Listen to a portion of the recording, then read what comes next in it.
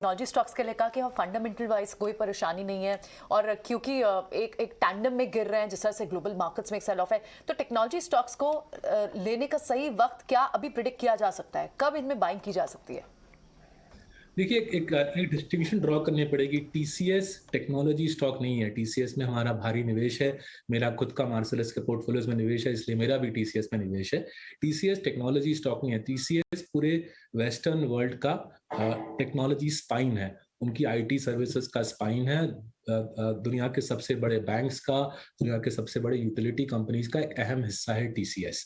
Technology stock कौन सा है? टेक्नोलॉजी स्टॉक है नेटफ्लिक्स, टेक्नोलॉजी स्टॉक है अमेजॉन।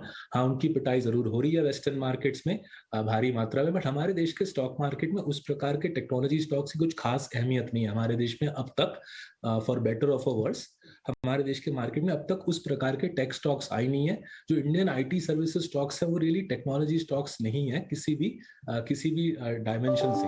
तो थोड़ा सा मिसलीडिंग हो जाता है जब लोग इंडियन आईटी सर्विसेज स्टॉक्स को टेक्नोलॉजी स्टॉक्स बोलते हैं। टीसीएस हो, हमारे पोर्टफोलियो में इन्फोसिस नहीं है, but Infosys I would say similar to TCS, एक वेस्टर्न वर्ल्ड के इकोनॉमी का अहम हिस्सा है।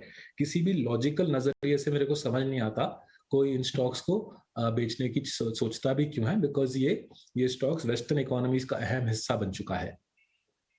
बिल्कुल सही है। मैं आपसे हाउसिंग फाइनेंस कंपनीज में, क्योंकि आपने कुछ नाम ऐड किए हैं हाल ही में अपने पोर्टफोलियो में, और इसके बाद in fact last week housing finance space में एक बहुत बड़ी डील हुई।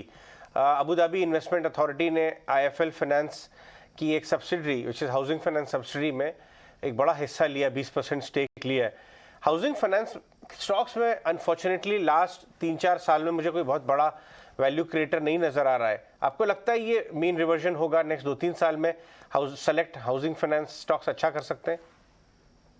देखिए, लास्ट अगर हम FY22 की बात करें, I think highest amount of real estate ever was sold in India in FY22, right, more than FY13। तो हाउसिंग रियल एस्टेट, अगर हम रेजिडेंशियल रियल एस्टेट की बात करें तो सेल्स तो तोड़फोड़ रेट पे चल रही है। And even if the RBI hikes another 50 Bips, home loan rates India के ट्रेडिशनल स्टैंडर्ड से होम लोन रेट्स काफी अफोर्डेबल टेरिटरी में है।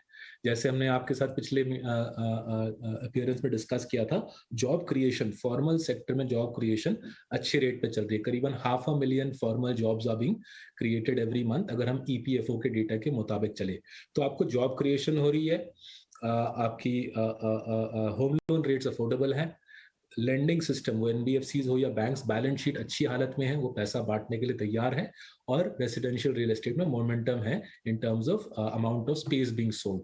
तो सारे जो फंडामेंटल्स हैं जिस पे हम फोकस करते हैं, फंडामेंटल्स अच्छी स्थिति में है। इसलिए हमारे हमारे किंग्स ऑफ कैपिटल पोर्टफोलियो में हमने आवास को भी ले रखा है और हमने होम फर्स्ट भी ले रखा है।